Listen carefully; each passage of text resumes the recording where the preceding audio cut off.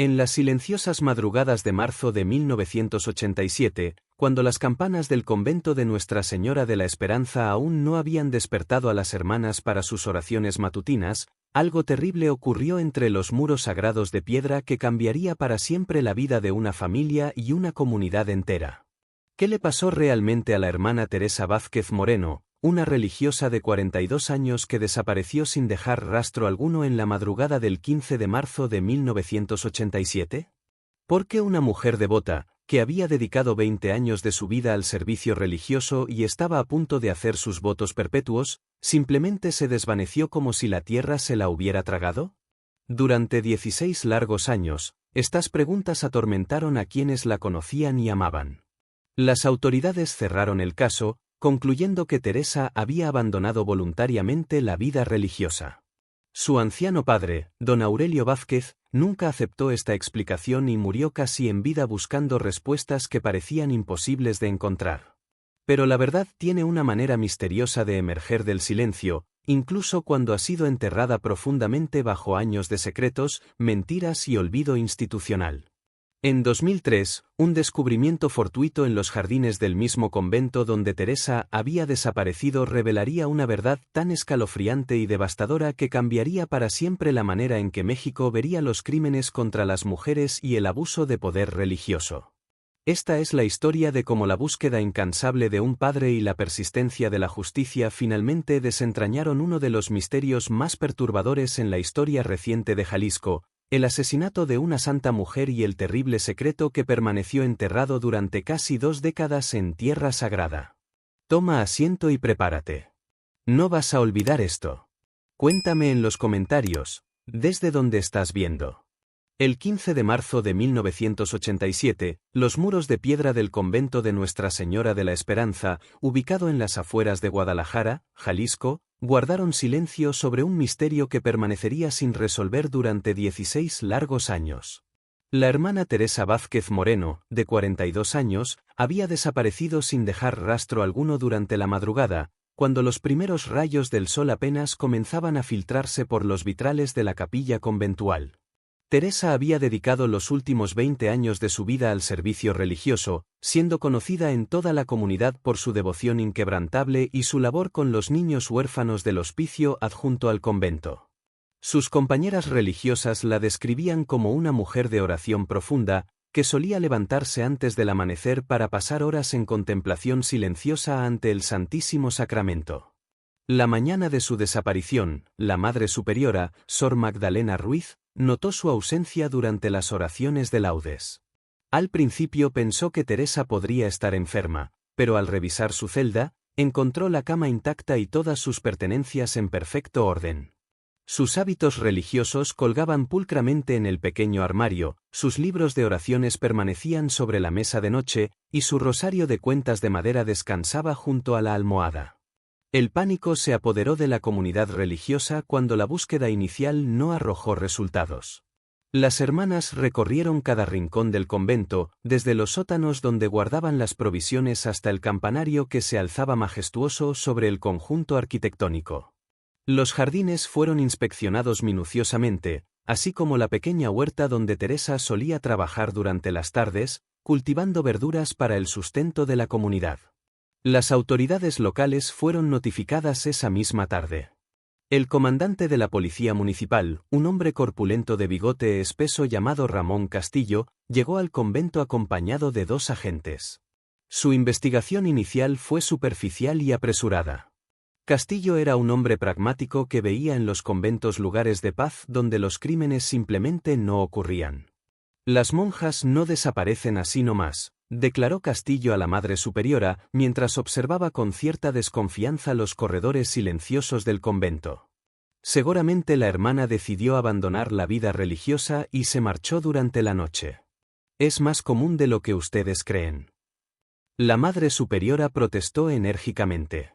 Teresa jamás había mostrado signos de duda sobre su vocación.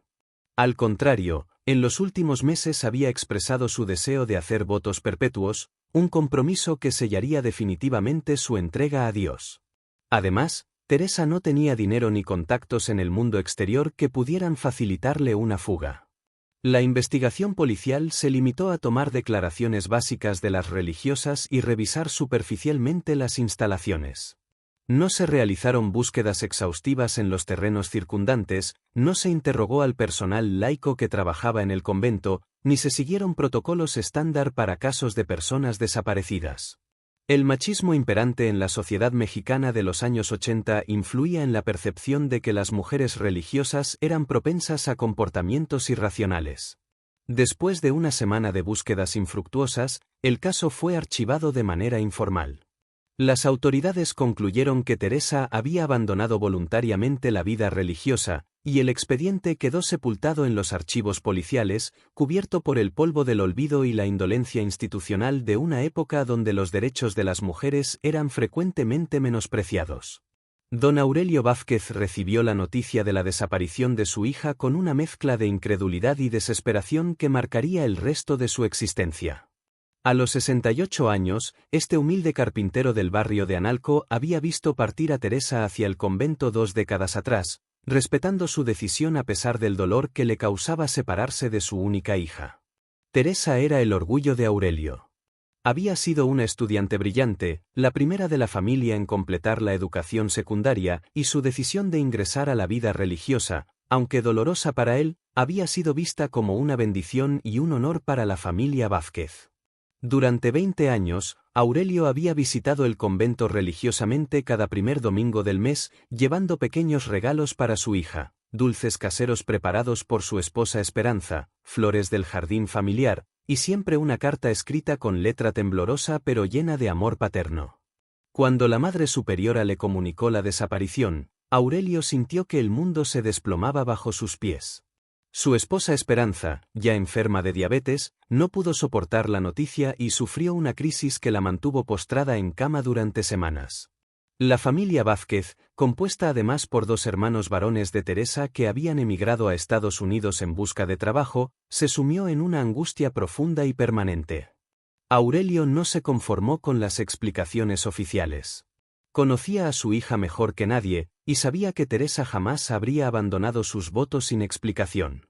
Durante los primeros meses después de la desaparición, el anciano carpintero se convirtió en una figura familiar en las oficinas de la policía municipal, presentándose cada semana para preguntar sobre los avances en la investigación. «Mi hija no se fue por su voluntad», repetía Aurelio incansablemente al comandante Castillo. Teresa era una mujer de palabra. Si hubiera querido dejar el convento, me lo habría dicho. Algo malo le pasó, y ustedes tienen que encontrarla. Las súplicas de Aurelio caían en oídos sordos. La policía local, sobrecargada de trabajo y con recursos limitados, había clasificado el caso como una fuga voluntaria. En aquella época, la sociedad mexicana no prestaba la debida atención a los casos de mujeres desaparecidas, especialmente si eran religiosas, grupo que se consideraba protegido por su condición espiritual. Desesperado por la inacción oficial, Aurelio comenzó sus propias investigaciones. Con sus ahorros limitados, contrató los servicios de Joaquín Herrera, un detective privado de reputación dudosa que operaba desde una pequeña oficina en el centro de Guadalajara. Herrera, un hombre de mediana edad con aspecto desaliñado y aliento a alcohol, prometió resultados rápidos a cambio de una suma considerable para los estándares económicos de Aurelio. Durante 6 meses, Herrera realizó pesquisas superficiales, entrevistó a algunas religiosas del convento y revisó registros de transporte público, pero no logró encontrar pistas significativas. Las hermanas confirmaron que Teresa no había mostrado señales de inquietud o deseo de abandonar la vida religiosa. Al contrario, había expresado recientemente su alegría por la próxima celebración de sus votos perpetuos. La investigación privada tampoco arrojó resultados concluyentes. Herrera eventualmente desapareció con el último pago de Aurelio, dejando al anciano carpintero sin dinero y sin esperanzas. La familia Vázquez quedó sumida en una deuda que tardarían años en saldar, mientras el misterio de Teresa permanecía sin resolver. Los años pasaron lentamente para Aurelio, cada uno más pesado que el anterior. Su esposa Esperanza falleció en 1991, llevándose consigo la esperanza de volver a ver a su hija. Aurelio quedó solo en la casa familiar, rodeado de recuerdos y fotografías de Teresa, manteniendo viva la llama de la esperanza de que algún día conocería la verdad sobre el destino de su única hija. Los años que siguieron a la desaparición de Teresa transcurrieron como un río lento y turbio para la comunidad del convento de Nuestra Señora de la Esperanza. Las hermanas intentaron mantener la normalidad en sus actividades diarias, pero la ausencia de Teresa creó un vacío imposible de llenar. Sus responsabilidades en el hospicio fueron distribuidas entre las demás religiosas, pero ninguna logró establecer la conexión especial que ella había tenido con los niños huérfanos. La Madre Superiora, Sor Magdalena, envejeció prematuramente durante este periodo. El peso de la responsabilidad y la culpa por no haber podido proteger a una de sus hermanas la consumían lentamente. En las reuniones del consejo conventual, su voz temblaba cuando inevitablemente surgía el tema de Teresa. Las nuevas postulantes que llegaban al convento eran informadas discretamente sobre la desaparición, pero se les pedía que no hablaran del tema para mantener la paz en la comunidad.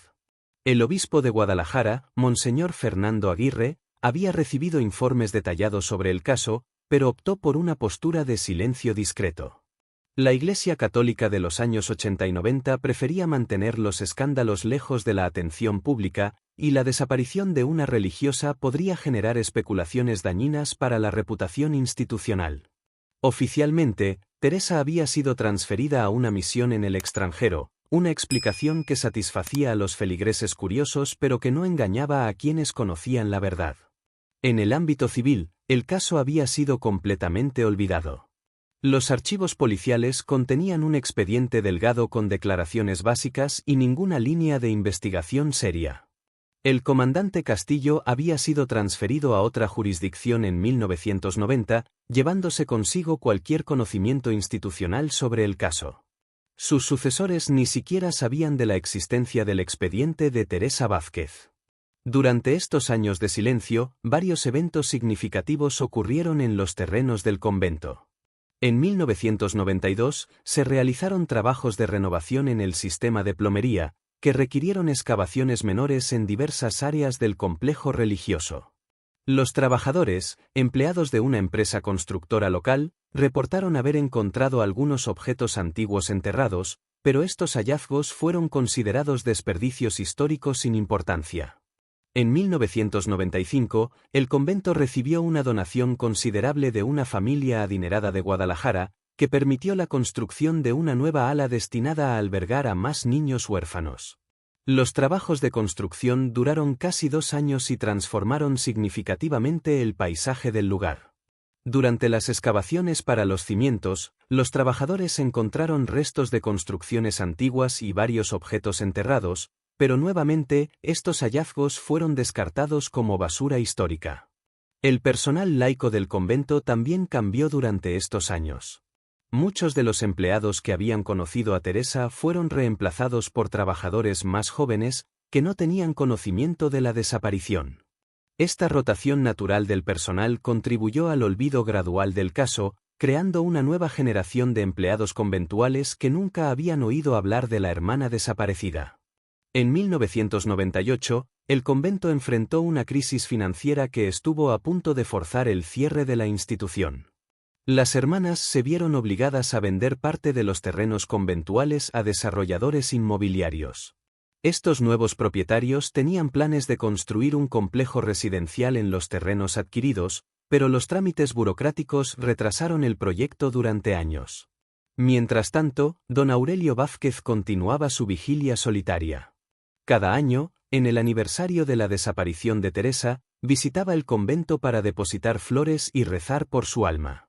Las hermanas lo recibían con compasión y respeto, pero ya no había conversaciones esperanzadas sobre posibles pistas o nuevos desarrollos. El tiempo había cubierto el caso con una capa gruesa de resignación y olvido. La sociedad mexicana de finales de los años 90 comenzaba a despertar lentamente ante la problemática de las personas desaparecidas, pero este cambio de conciencia aún tardaría años en traducirse en acciones concretas. Los medios de comunicación raramente cubrían casos de desapariciones, especialmente cuando involucraban a mujeres de sectores vulnerables o religiosas, consideradas protegidas por su condición espiritual. El año 2003 marcó un punto de inflexión inesperado en la vida de don Aurelio Vázquez, quien ya había cumplido 84 años y había comenzado a aceptar que moriría sin conocer la verdad sobre el destino de su hija Teresa.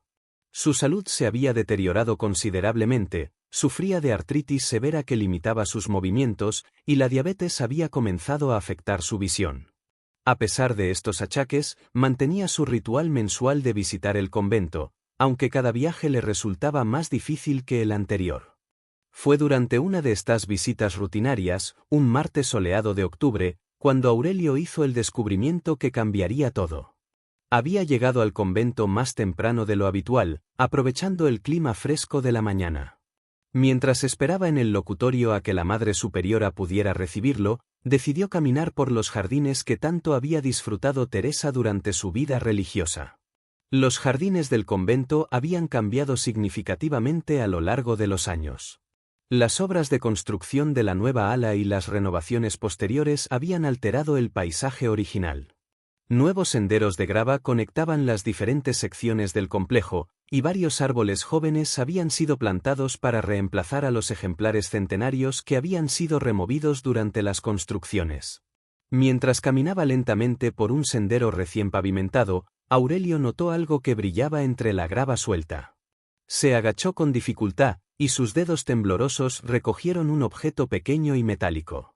Al examinarlo más de cerca, su corazón comenzó a latir violentamente. Era una medalla religiosa de plata, grabada con la imagen de Santa Teresa de Ávila, la santa patrona de su hija religiosa. La medalla no era cualquier objeto religioso común. Aurelio la reconoció inmediatamente porque él mismo se la había regalado a Teresa el día de su primera profesión religiosa, 20 años atrás. Era una pieza única, encargada especialmente a un joyero del centro de Guadalajara, con una inscripción personalizada en la parte posterior: para Teresa, mi luz eterna. Papá. Las manos de Aurelio temblaban mientras sostenía la medalla. ¿Cómo había llegado este objeto hasta allí? ¿Por qué estaba enterrado en el jardín? Las preguntas se agolpaban en su mente mientras trataba de procesar la magnitud del descubrimiento. Si la medalla estaba allí, significaba que Teresa nunca había abandonado el convento voluntariamente, como habían sugerido las autoridades. Con renovada energía a pesar de su edad, Aurelio comenzó a examinar minuciosamente el área donde había encontrado la medalla. El sendero de grava era relativamente nuevo, construido apenas unos meses atrás, según le informó después el jardinero del convento.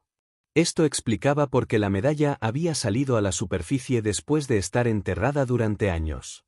Aurelio guardó cuidadosamente la medalla en su bolsillo y se dirigió a buscar a la Madre Superiora. Sor Magdalena, ahora una mujer de casi 70 años, recibió la noticia con una mezcla de shock y esperanza renovada. Examinó la medalla con atención y confirmó que efectivamente había pertenecido a Teresa, quien la llevaba siempre colgada del cuello junto con su crucifijo. Esto cambia todo, don Aurelio, murmuró la Madre Superiora, mientras sus ojos se llenaban de lágrimas. Si la medalla está aquí, significa que Teresa nunca se marchó del convento. Algo terrible le pasó, y tenemos que averiguar qué fue. La Madre Superiora acompañó a Aurelio al lugar del hallazgo. Juntos examinaron el área, notando que el suelo mostraba signos de haber sido removido en múltiples ocasiones a lo largo de los años. Los trabajos de construcción, las renovaciones del jardín y el mantenimiento regular habían alterado constantemente la composición del terreno, lo que explicaba por qué la medalla había permanecido oculta durante tanto tiempo. Ese mismo día, Aurelio se dirigió a las oficinas de la Policía Municipal, armado con la evidencia física que había estado buscando durante 16 años. Sin embargo, se encontró con una burocracia que había cambiado completamente desde 1987. Ninguno de los oficiales actuales conocía el caso original, y el expediente tardó varios días en ser localizado en los archivos muertos. El descubrimiento de la medalla marcó el final de una era de silencio y el comienzo de una nueva fase en la búsqueda de la verdad sobre Teresa Vázquez. La aparición de la medalla de Teresa transformó radicalmente la perspectiva oficial del caso. El nuevo comandante de la Policía Municipal, el licenciado Roberto Morales, era un hombre más joven y progresista que sus predecesores, con formación académica en criminología y una mentalidad más abierta hacia los casos de personas desaparecidas. A diferencia del comandante Castillo, Morales entendía que la desaparición de una religiosa en circunstancias misteriosas requería una investigación seria y meticulosa. El expediente original del caso era vergonzosamente delgado. Contenía apenas las declaraciones básicas de las hermanas religiosas, un informe superficial de búsqueda y la conclusión apresurada de que Teresa había abandonado voluntariamente la vida religiosa. No había fotografías de la escena, análisis forense, ni seguimiento de pistas potenciales. La negligencia de la investigación original era evidente incluso para un observador casual. Morales asignó el caso al detective Miguel Ángel Ruiz, un investigador experimentado con reputación de ser meticuloso y persistente. Ruiz había trabajado en varios casos de personas desaparecidas y entendía la importancia de examinar cada detalle, por insignificante que pareciera. Su primera acción fue visitar el convento para familiarizarse con el escenario y entrevistar nuevamente a las personas que habían conocido a Teresa. La Madre Superiora, Sor Magdalena, ahora cooperó plenamente con la investigación renovada. Durante los años de silencio, había cargado con un peso de culpa considerable, preguntándose constantemente si podría haber hecho algo diferente para proteger a Teresa. La aparición de la medalla le había dado esperanza de que finalmente se haría justicia. Teresa era una mujer excepcional, le explicó Sor Magdalena al detective Ruiz durante su primera entrevista formal. Nunca mostró signos de querer abandonar la vida religiosa. Al contrario, estaba planificando hacer sus votos perpetuos. La noche antes de su desaparición, me comentó que estaba emocionada por la ceremonia que tendría lugar en unas semanas. El detective Ruiz también entrevistó a las hermanas religiosas que aún permanecían en el convento y que habían conocido a Teresa. Sus testimonios fueron consistentes. Teresa era una mujer devota, estable emocionalmente y comprometida con su vocación religiosa. Nunca había expresado dudas sobre su vida conventual ni había mostrado interés romántico hacia algún hombre. Sin embargo, fue durante las entrevistas con el personal laico del convento que Ruiz comenzó a descubrir información más reveladora. Aunque la mayoría de los empleados actuales no habían conocido a Teresa, logró localizar a Carmen Delgado, una mujer de 68 años que había trabajado como cocinera en el convento durante más de 30 años antes de jubilarse en 1999. Carmen recordaba vívidamente a Teresa y los eventos que rodearon su desaparición. Más importante aún, recordaba detalles que no habían sido incluidos en la investigación original. La hermana Teresa era muy querida por todos, le explicó Carmen al detective. Pero había una persona en el convento que siempre me pareció extraña. Era el hermano José, el capellán que llegó unos meses antes de que Teresa desapareciera. El hermano José Luis Mendoza había sido asignado al convento como capellán temporal en noviembre de 1986, reemplazando al sacerdote anterior que había sido transferido a otra parroquia. Según Carmen, el hermano José había mostrado un interés particular hacia Teresa que había incomodado a algunas de las hermanas. Lo veía observándola durante las misas, continuó Carmen. Y siempre encontraba excusas para hablar con ella después de los servicios religiosos. A mí me daba mala espina, pero no era mi lugar decir nada. Además, era un sacerdote, y en esa época no se cuestionaba a los sacerdotes. El detective Ruiz inmediatamente solicitó información sobre el hermano José Luis Mendoza a las autoridades eclesiásticas. Lo que descubrió fue inquietante. Mendoza había sido transferido abruptamente del convento apenas 2 semanas después de la desaparición de Teresa, oficialmente por necesidades pastorales urgentes en otra diócesis. Su expediente eclesiástico había sido sellado, y su paradero actual era desconocido. Esta nueva línea de investigación abrió posibilidades que no habían sido consideradas en 1987. El detective Ruiz comenzó a construir un perfil más completo de los eventos que rodearon la desaparición de Teresa, incluyendo la presencia de un elemento potencialmente peligroso que había sido completamente ignorado por la investigación original. La investigación del detective Ruiz sobre el hermano José Luis Mendoza reveló un patrón perturbador que había pasado completamente desapercibido durante la investigación original. Mendoza, de 38 años al momento de la desaparición de Teresa, Había sido ordenado sacerdote apenas 5 años antes de su asignación al convento, una trayectoria relativamente rápida que había levantado algunas cejas dentro de los círculos eclesiásticos informados. Los registros diocesanos, que Ruiz obtuvo después de considerable presión burocrática, mostraban que Mendoza había solicitado específicamente ser asignado a ministerios que involucraran trabajo con mujeres religiosas. Sus asignaciones previas incluían 2 conventos en el interior del estado de Jalisco, de donde había sido transferido bajo circunstancias que los archivos describían eufemísticamente como diferencias pastorales. El detective logró contactar a Sor Esperanza García, una religiosa retirada de 75 años que había sido madre superiora en el convento de Santa Clara en Tepatitlán, donde Mendoza había servido como capellán entre 1984 y 1985. Su testimonio fue revelador y perturbador. El padre José era diferente, admitió Sor Esperanza durante una entrevista en su residencia de ancianos. Al principio parecía muy devoto y comprometido con su ministerio. Pero gradualmente comenzamos a notar comportamientos inapropiados. Buscaba excusas para estar a solas con las hermanas más jóvenes, especialmente durante las confesiones. Algunas hermanas se quejaron de que hacía preguntas demasiado personales e íntimas.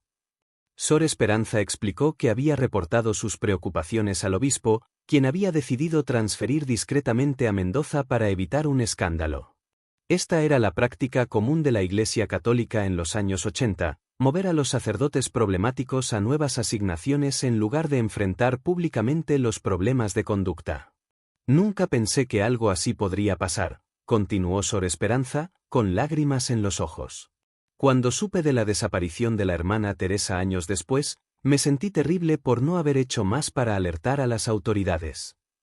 El detective Ruiz también logró localizar a María Elena Sandoval, una expostulante que había abandonado el convento de Nuestra Señora de la Esperanza en febrero de 1987, apenas un mes antes de la desaparición de Teresa. María Elena, ahora una mujer casada de 45 años, había guardado silencio sobre sus experiencias conventuales durante 16 años, pero la reapertura del caso la motivó a hablar. Abandoné el convento porque el padre José me hizo sentir muy incómoda, confesó María Elena durante una entrevista privada. Durante las confesiones, me hacía preguntas sobre mi cuerpo y mi sexualidad que no tenían nada que ver con mis pecados. Una vez intentó tocarme de manera inapropiada durante lo que él llamaba una bendición especial. María Elena reveló que había compartido sus preocupaciones con Teresa, quien había sido como una hermana mayor para ella durante su tiempo en el convento. Teresa había reaccionado con horror y había prometido hablar con la Madre Superiora sobre el comportamiento inapropiado de Mendoza. La hermana Teresa estaba muy enojada, recordó María Elena. Me dijo que no era la primera vez que escuchaba quejas sobre el padre José, y que iba a asegurarse de que algo se hiciera al respecto. Esa fue la última conversación que tuve con ella antes de irme del convento. Esta revelación creó una nueva teoría sobre los motivos de la desaparición de Teresa. Si ella había estado planeando denunciar el comportamiento inapropiado de Mendoza, esto le habría dado al sacerdote un motivo claro para silenciarla permanentemente. En la cultura machista y eclesiástica de los años 80, las acusaciones de una religiosa contra un sacerdote habrían sido extremadamente dañinas para la carrera de Mendoza. El detective Ruiz intensificó sus esfuerzos para localizar a José Luis Mendoza. Los registros diocesanos indicaban que había sido transferido a la diócesis de León en abril de 1987, pero no había registros de sus actividades posteriores. Era como si hubiera desaparecido del sistema eclesiástico después de su transferencia, una situación que sugería que podría haber abandonado el sacerdocio o que sus superiores lo habían alejado discretamente de posiciones de responsabilidad. La búsqueda de Mendoza se convirtió en una prioridad máxima para la investigación renovada. Si el excapellán estaba vivo, su testimonio podría ser crucial para resolver el misterio de la desaparición de Teresa.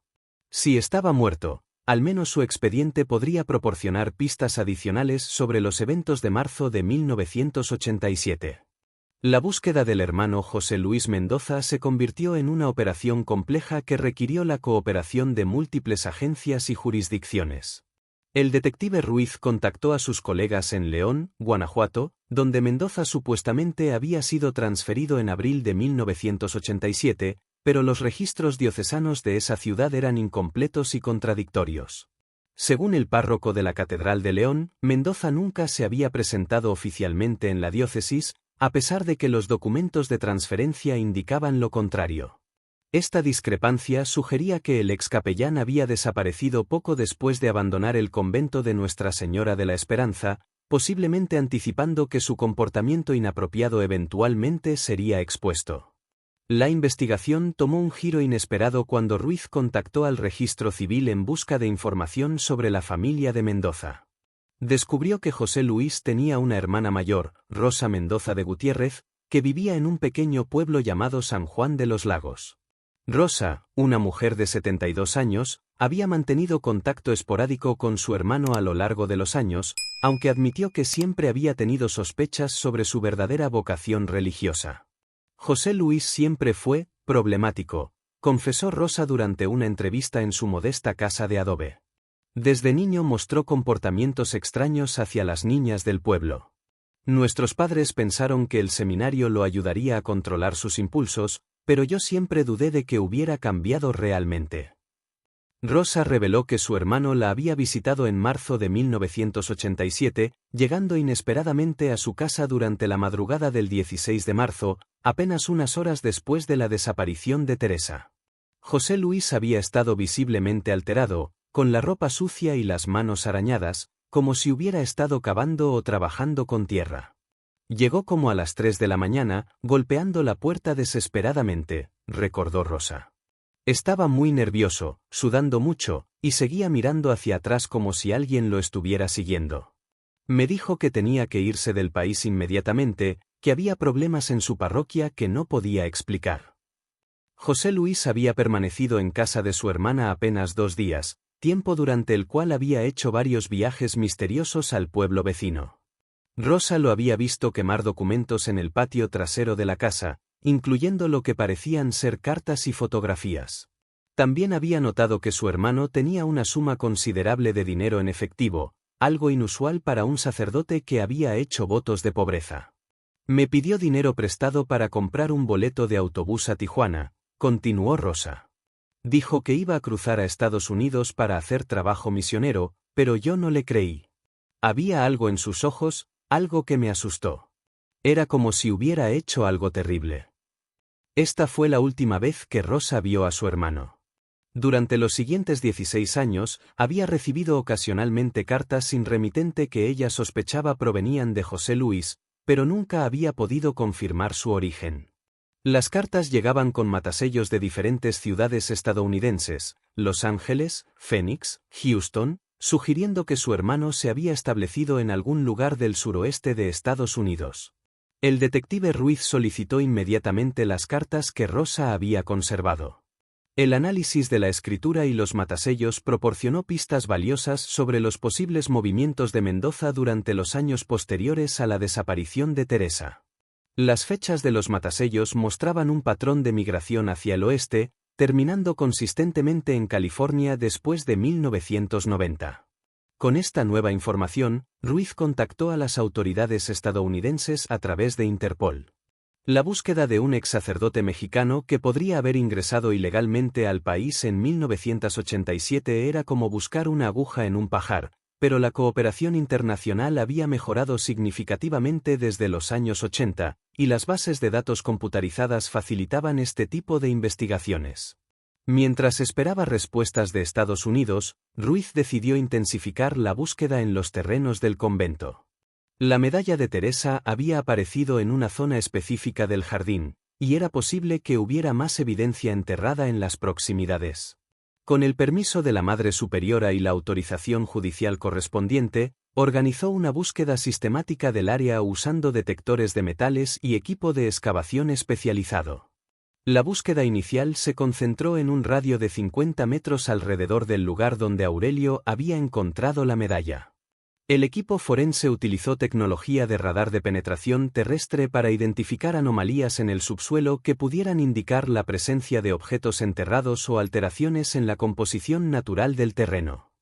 Después de 2 días de trabajo meticuloso, los investigadores hicieron un descubrimiento que envió escalofríos por la columna vertebral de todos los presentes. A aproximadamente 3 metros del lugar donde había aparecido la medalla, y a una profundidad de medio metro, encontraron restos de tela que claramente pertenecían a un hábito religioso. Los fragmentos de tela negra y blanca, aunque deteriorados por años de humedad y descomposición, eran inequívocamente parte del uniforme distintivo de las hermanas de Nuestra Señora de la Esperanza. Junto con la tela, encontraron varios botones de metal, una porción de cinta que había sido parte del cinturón del hábito, y más perturbadoramente, fragmentos de hueso que requerirían análisis forense especializado para determinar su origen. El hallazgo transformó completamente la naturaleza de la investigación. Lo que había comenzado como un caso de persona desaparecida se había convertido oficialmente en una investigación de homicidio. El área fue acordonada como escena del crimen, y se llamó a especialistas en antropología forense de la Universidad de Guadalajara para supervisar la excavación completa del sitio. Don Aurelio Vázquez, ahora de 84 años, recibió la noticia con una mezcla de devastación y alivio. Después de 16 años de incertidumbre, finalmente tenía confirmación de que su intuición había sido correcta. Teresa no había abandonado voluntariamente el convento. Había sido víctima de un crimen, y su cuerpo había estado enterrado en los jardines que ella tanto había amado durante su vida religiosa. La noticia del descubrimiento se filtró rápidamente a los medios de comunicación locales, convirtiendo el caso en una sensación mediática. Los reporteros se congregaron fuera del convento, y la historia de la monja asesinada comenzó a capturar la atención del público mexicano, que estaba comenzando a despertar ante la realidad de la violencia contra las mujeres que había permanecido oculta durante décadas. La excavación forense en los jardines del convento de Nuestra Señora de la Esperanza se convirtió en una operación meticulosa que duró varias semanas. El equipo de antropólogos forenses, dirigido por la doctora Patricia Mendoza, sin relación con el sospechoso, trabajó con extremo cuidado para preservar cada fragmento de evidencia que pudiera arrojar luz sobre los eventos de marzo de 1987. Los restos encontrados confirmaron los peores temores de quienes habían conocido y amado a Teresa. Los fragmentos óseos, aunque deteriorados por 16 años de exposición a la humedad y los elementos, fueron identificados como pertenecientes a una mujer adulta de aproximadamente 40 años de edad. La estatura y constitución física coincidían con los registros médicos de Teresa que se conservaban en los archivos conventuales. Junto con los restos humanos y los fragmentos del hábito religioso, los investigadores descubrieron varios objetos personales que habían pertenecido inequívocamente a Teresa. Su rosario de cuentas de madera, un regalo de primera comunión que había conservado durante toda su vida, fue encontrado enredado entre los restos de tela. También apareció un pequeño crucifijo de plata que la Madre Superiora identificó inmediatamente como parte de los objetos personales que Teresa guardaba en su celda. Más perturbadoramente, el análisis forense reveló signos de trauma en algunos de los fragmentos óseos. El cráneo mostraba evidencia de un golpe contundente en la región temporal, una herida que habría sido potencialmente fatal.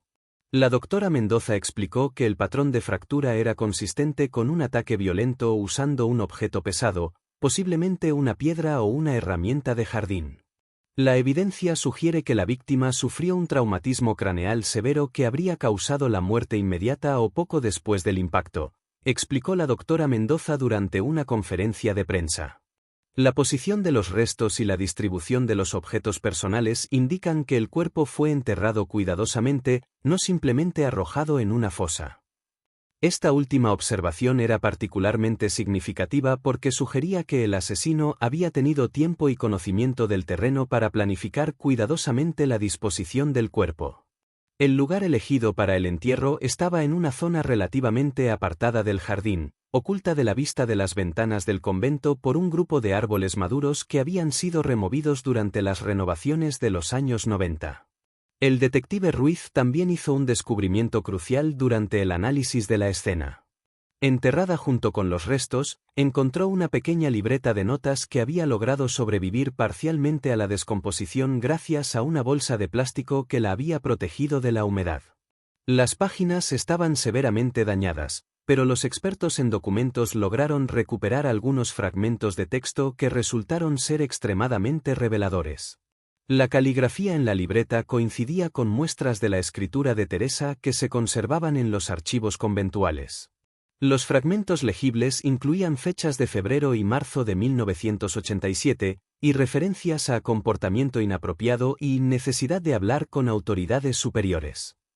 Una entrada parcialmente legible, fechada el 10 de marzo de 1987, mencionaba específicamente preocupaciones sobre el padre J. y la intención de reportar a la diócesis. Esta evidencia documental confirmó las sospechas que habían surgido durante las entrevistas con María Elena Sandoval y otras personas que habían conocido a Teresa. La religiosa había estado documentando el comportamiento inapropiado del hermano José Luis Mendoza, y aparentemente había estado preparando una denuncia formal que habría arruinado la carrera del capellán y posiblemente resultado en cargos criminales. Los investigadores también descubrieron que el lugar del entierro había sido cuidadosamente elegido por razones prácticas. Durante 1987, esa área del jardín estaba siendo renovada como parte de un proyecto de mejoras menores en el convento. El trabajo de jardinería habría proporcionado una cobertura perfecta para la excavación de una tumba, y el movimiento normal de tierra habría disimulado cualquier evidencia de alteración del suelo.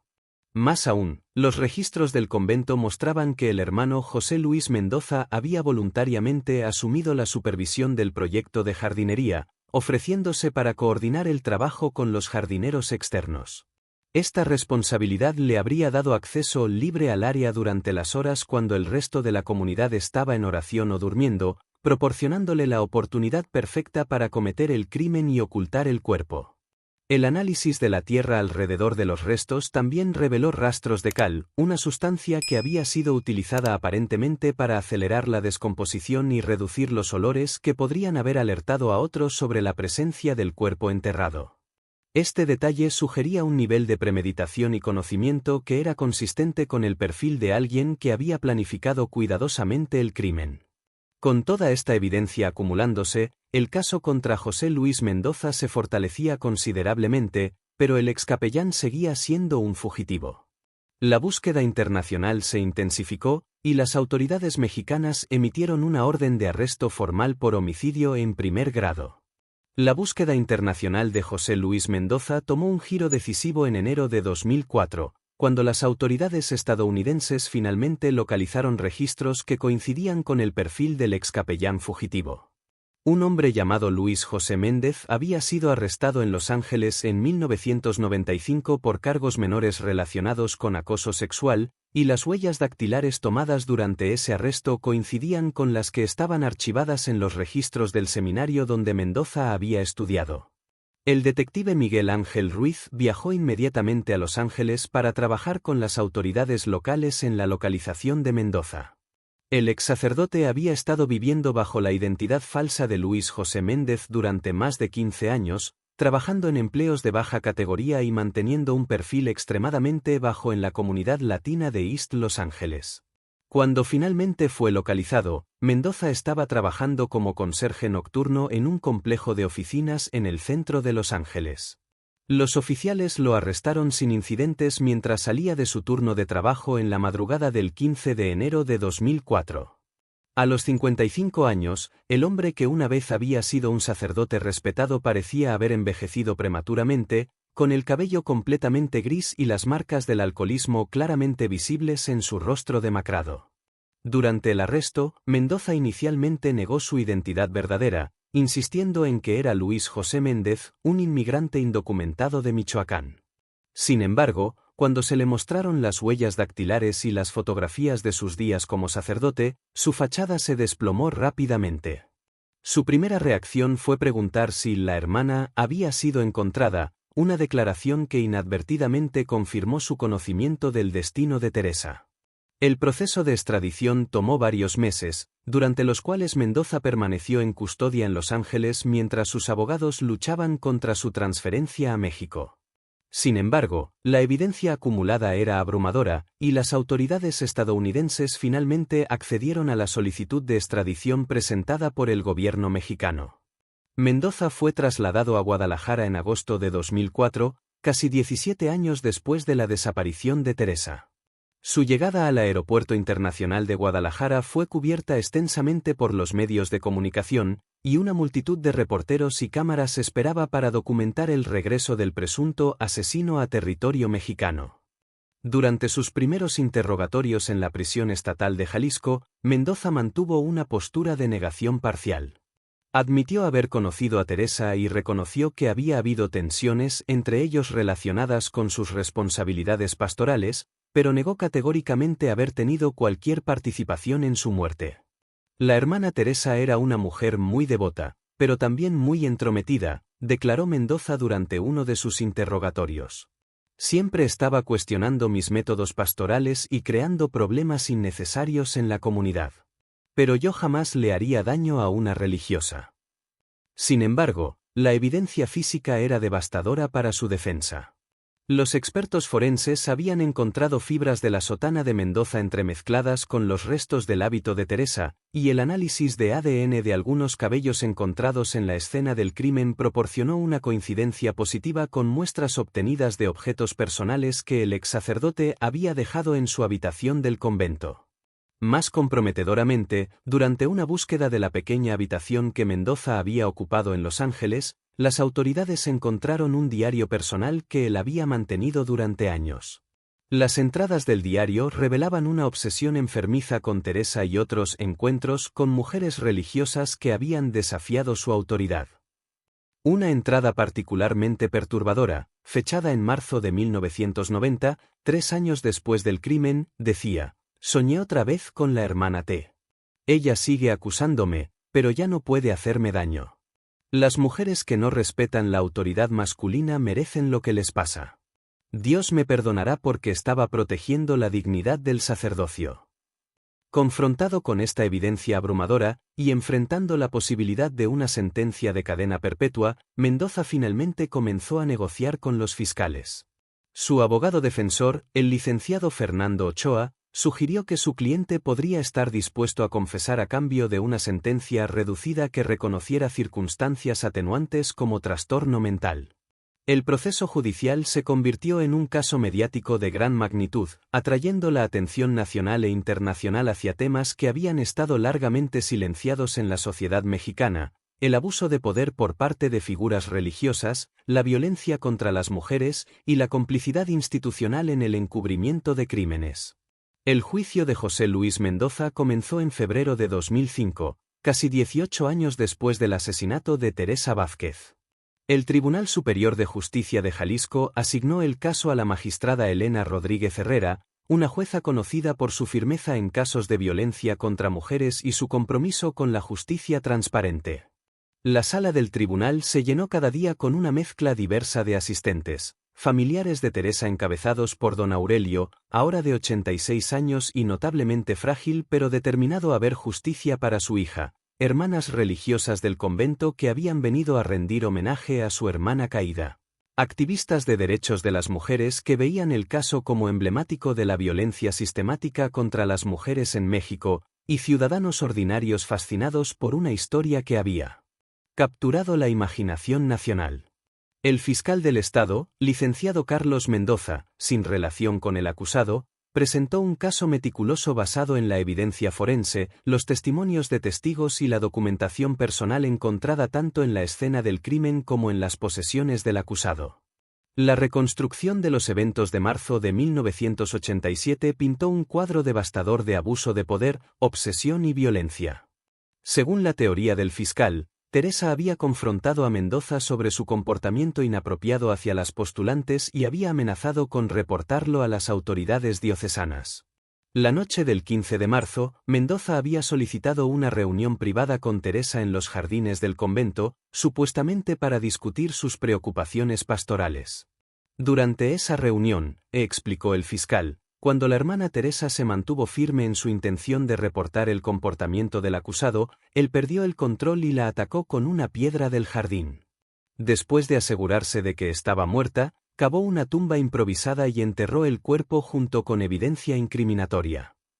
La defensa, dirigida por el licenciado Ochoa, intentó argumentar que Mendoza sufría de trastornos mentales que habían afectado su capacidad de juicio, y que el crimen había sido resultado de un episodio psicótico temporal.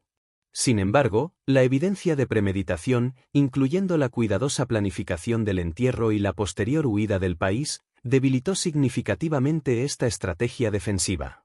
El momento más dramático del juicio llegó cuando Mendoza finalmente decidió testificar en su propia defensa.